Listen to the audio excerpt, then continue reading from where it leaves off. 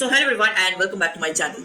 तो कल supreme court का जो पिटिशन हुआ था, जो हियरिंग हुआ था सुप्रीम कोर्ट में, तो उनमें से सुप्रीम कोर्ट ने जवाब मांगा था एनटीए से कि पेपर लीक के बारे में जो रिस्पॉन्स क्या होना चाहिए एनटीए का। तो एनटीए ने आज एक बड़ा सा पीडीएफ अपना वेबसाइट पे दे दिया है और मैं ये देख के काफी ज्यादा शॉक्ड हूँ, क्योंकि एनटीए बिल्कुल भी मानने के लिए तैयार ही नहीं है कि पेपर लीक हुआ है। और जो ग्रेस मार्क्स दिया गया है वो ये भी नहीं बोल रहे हैं कि कितना मार्क्स ग्रेस मार्क्स दिया गया है। 718 719 मार्क्स लोगों को कितना ग्रेस मार्क्स दिया गया है। NTA has completely lost is transparency. NTA झूठ के ऊपर झूठ का बोले जा रहा है और देखते ही ये काफी बकवास सा एक फ्रीक्वेंटली आस्क्ड क्वेश्चन दिया है, जो कि मतलब कोई मायने नहीं रखता। ये बार बार पता नहीं एक ही बात कहा जा रहा है कि हम लोगों ने जिन बच्चों का टाइम लॉस हुआ है उन लोगों को ही सिर्फ हम लोगों ने दिया है ग्रेस मार्क्स, जो कि है 1563 नंबर ऑफ स्टूडेंट्स को दिया गया है ग्रेस मार्क्स। फिर उसके बाद बोला गया है कि 718 719 मार्क्स किसी को कैसे मिले, जो कि एक क्वेश्चन रेज हुआ था एनटीए के लिए। तो बोला गया कि ग्रेस मार्क्स के लिए दिया गया है, पर इतना ये बोला ही नहीं कि कितना ग्रेस मार्क्स दिया गया है। ठीक है, फिर ये क्वेश्चन भी पूछा गया था कि 1560 स्टूडेंट्स के अलावा क्या और भी स्टूडेंट्स को दिया गया है, तो ये साफ साफ कहता है कि नहीं, हम लोगों को कोई आइडिया नहीं है कि इधर दिया गया है कि या फिर नहीं दिया गया है। ऐसा तो काफी सारा मुझे रिजल्ट्स पता चला जहाँ पे ग्रेस मार्क्स तो दिया गया है, जो कैलकुलेट हुआ है ओएमआर से, और जो रिजल्ट आया है उसमें तो इंक्रीमेंट इन मार्क्स हुआ ही है, पर एनटीए से बोल रहा है कि 1560 स्टूडेंट्स को दिया गया है। मैं इस बात से काफी परेशान हूँ कि ये एनटीए मानने के लिए क्यों तैयार ही नहीं है कि इस बार स्कैम हुआ है एग्जाम में। फिर ये बोला गया है कि ये 44 जो परफेक्ट स्कोर्स है उसमें से जो फिजिक्स का क्वेश्चन में जो दो करेक्ट जवाब दिया गया है उन लोगों को भी क्या कंपेंसेटरी मार्क्स मिला है, तो बोला है कि नहीं दिया गया है। फिर बोला कि सीसीटीवी कैमरा जो इंस्टॉल्ड हुआ था उसका क्या पर्पस था। सीसीटीवी कैमरा इसलिए दिया गया था ताकि मॉनिटर कर सके स्टूडेंट्स को।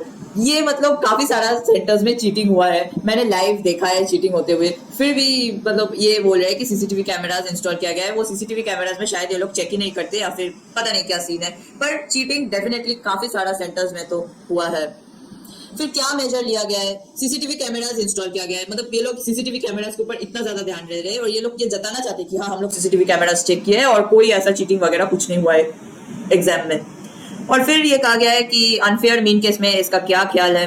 तो बोला गया कि एक अलग से एक कॉमिटी ऐसे कॉन्स्टिट्यूट हुआ है जहां पर तीन एक्सपर्ट जो है मेडिकल फील्ड ऑफ एग्जामिनेशन में, वो लोग अपने वेरियस काइंड्स ऑफ इश्यूज को रिपोर्ट कर रहे हैं। क्या क्या इश्यूज है, जैसे चीटिंग हो गया ये सब। फिर ये कहा गया है कि इतना ज्यादा वेरिएशंस क्यों है, लास्ट ईयर के कंपैरिजन में ये साल में इतना वेरिएशंस कैसे हुआ है। तो इस साफ साफ एनटीए ने ये कहा है कि 720 स्कोरर्स इतना ज्यादा है, कट ऑफ इतना क्यों हाई हुआ है, क्योंकि सिलेबस रिड्यूस हो गया है, डिफिकल्टी लेवल भी थोड़ा कम हो गया है, मॉडरेट हो गया है। 2023 से भी इस साल का पेपर काफी इजी था।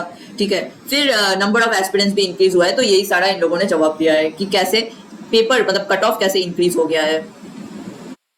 फिर देखते हैं, हाँ फिर ये भी बोला है कि कैसे हाई नंबर ऑफ स्टूडेंट्स को इतना ज्यादा मिल गया। तो साफ साफ ये क्या है कि लास्ट ईयर, ये जो कि लास्ट टाइम जो पीडीएफ एनटीए ने निकला था, जो प्रेस रिलीज था, उसमें भी ये बार बार एक ही बात कह रहा था कि इस पिछले साल 20 लाख समथिंग था और इस साल 23 लाख समथिंग हो गया है। फिर ये बार बार ये बोल रहे हैं कि 67 स्टूडेंट्स को 720 मिला है, जिसमें से 6 बच्चों को ग्रेस मार्क्स मिला है। फिर और क्या कहा गया है कि इसमें से how does NTA ensure the authenticity of such high scores. तो एनटीए ने काफी सारा ये कुछ किया है कि जो इंटीग्रिटी है एग्जाम के वो मेंटेन रहे, जो कि है CCTV surveillance, biometric verification, strict invigilation, जो कि ये सब कुछ नहीं हुआ है। काफी सेंटर्स में स्ट्रिक्ट इन्विजिलेशन हुआ ही नहीं है। फिर ये बार बार ये एक ही बात कहता है कि राजस्थान में जो सेंटर था उसमें 425 को पेपर आउट हो गया था और उन सेंटर में वापस से पेपर कंडक्ट किया गया है। ये एनटीए कभी ये बोल ही नहीं रहा है कि नीट का पेपर जो है लीक हुआ है। कभी बिहार का जो केस हुआ है पटना में, जो पुलिस का जो एफआईआर लॉन्च हुआ है कि बच्चों लोग को एक स्कूल में लास्ट नाइट ही पेपर मिल गया था, एनटीए उसके बारे में कोई जिक्र ही नहीं कर रहा है। मुझे पता नहीं why NTA is doing that. तो यही सब एनटीए ने अपना अपना आज जो पीडीएफ रिलीज किया है यही सब बोला गया। फिर ये बोला गया कि अलग से एक कॉन्स्टिट्यूटिंग बॉडी भी है जो इस केस में थोड़ा देखभाल भी कर रहे हैं कि क्या हुआ है, अनफेयर मीन्स वगैरह वगैरह।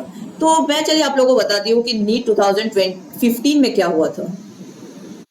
उस टाइम सीबीएसई कंडक्ट करवाता था नीट एग्जाम, एआईपीएमटी। उस साल भी पेपर लीक हुआ था।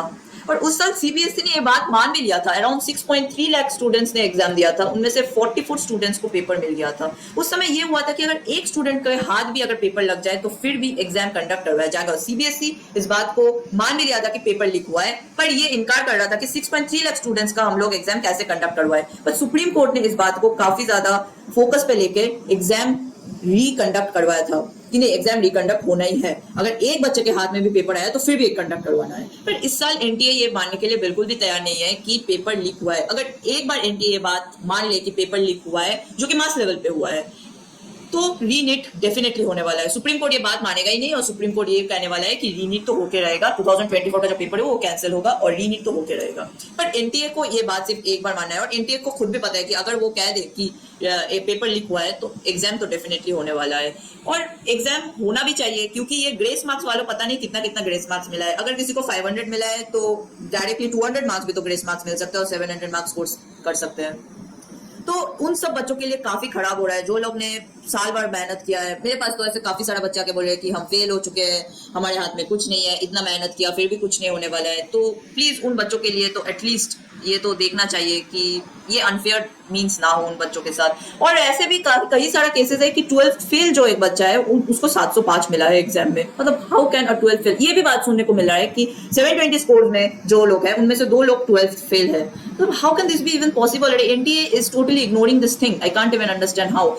सब कोई काफी ज्यादा शॉक्ड है इस बात को लेके कि एनटीए अपना ट्रांसपेरेंसी काफी ज्यादा लूज करी है, डिसऑनेस्ट हो रहा है स्टूडेंट्स के साथ। तो मैं यही कहना चाहती हूँ कि प्लीज जितना हो सके please raise your voice against this and please support for ReNEET, because please raise your voice as much as you can please.